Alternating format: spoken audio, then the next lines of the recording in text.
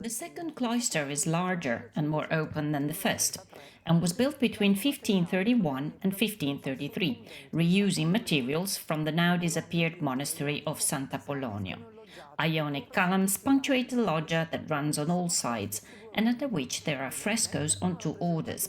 The lunettes above represent episodes from the life of Saint Bernardine of Siena, and below we find 35 views of the conventual seats of the Franciscan miners in the province of Brescia, of which the convent of San Giuseppe was the head of the province, that is the seat of government of the entire Franciscan province.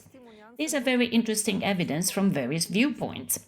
With regard to the convents, realistic topographical depictions are accompanied by inscriptions, explaining the times and methods of their foundation. Some of the convents have now been lost, others have been altered or converted into civil dwellings.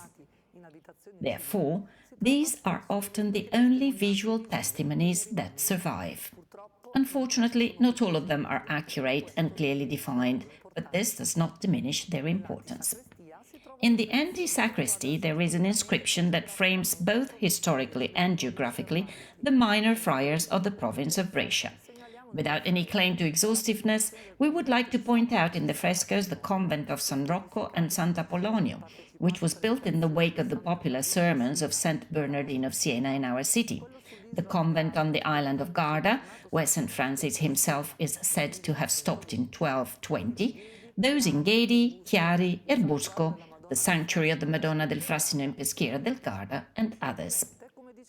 As we have said, the lunettes are dedicated to the Franciscan Saint Bernardine of Siena, who spent his life preaching in many places and disseminating devotion to the blessed sacrament of the Eucharist.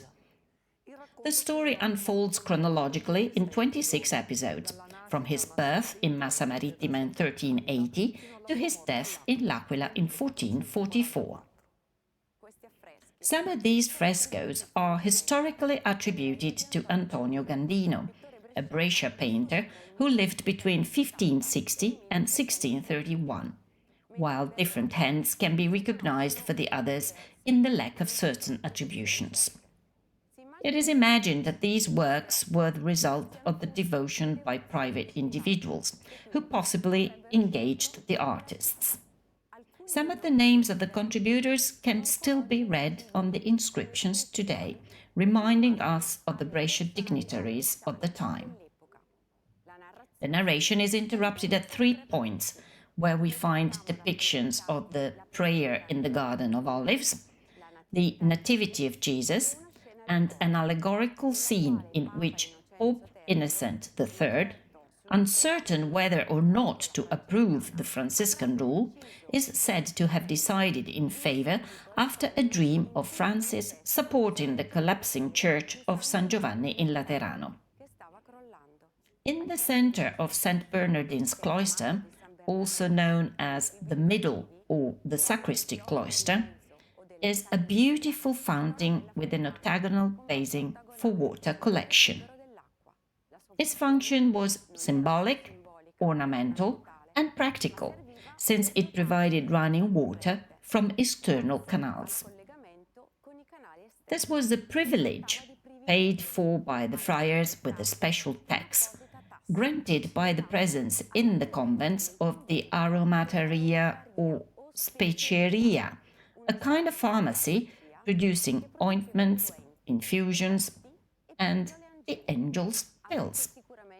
You will no doubt know that the cloisters were normally equipped with wells for water supply.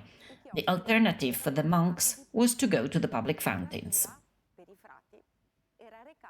In conclusion, we would like to stress that there are many tombstones in this cloister, as well as inside the church, and that the upper floor houses the meritorious Fondazione Civiltà Bresciana, founded by Monsignor Antonio Fappani in 1984 for the study of the history, culture and traditions of Lombardy and Brescia in particular.